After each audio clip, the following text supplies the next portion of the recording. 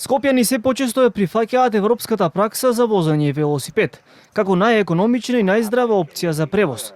Но колку условите на скопските улици го овозможуваат тоа? Паркирани автомобили на тротоарите и велосипедски патеки и контејнери за смет, кои го стеснуваат просторот, е една од сликата во Скопје, кој претендираше да стане град со повеќе велосипеди, а помалку автомобили. Дел од граѓаните велат дека најпрво мора да се подобри инфраструктурата низ целата држава и првенствено да се зголеми безбедноста на велосипедистите. Уште се средно жалосно, не се поштуе ништо. И од бициклиците и од пешаците исто. Све занидека, све ги убрина.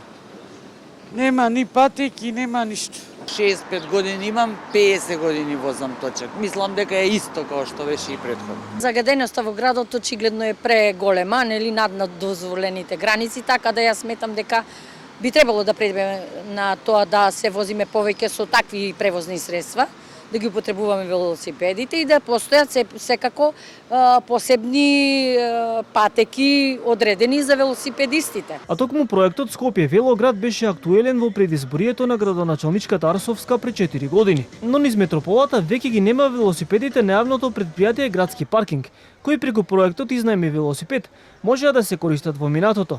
Овој проект одамна е укинат, а надлежните се жалеа дека интересот за изнајмување на велосипеди бил слаб. Велосипедите можеа да се изнајмат само на затворените паркинзи на јавното претпријатие Градски паркинг, а дел од нив за многу кратко време беа искршени или пак украдени. И од иницијативата на точак апелираа град Скопје да се заангажира и да го реши овој проблем. Ако град Скопје навистина сака да понуди функционален одржлив транспорт, мора да го следи примерот на метрополите и да им понуди на жителите и посетителите систем за изнајмување на велосипеди. Последен во низата градови кои преку кампања го промовираа велосипедот како економично превозно средство е Загреб. Таму неодамна беа набавени 2000 нови велосипеди, распоредени на 180 паркинг места. И додека другите земји сериозно вложуваат во велосипедска инфраструктура, кај нас дел од велосипедските патеки се узурпирани од контејнери.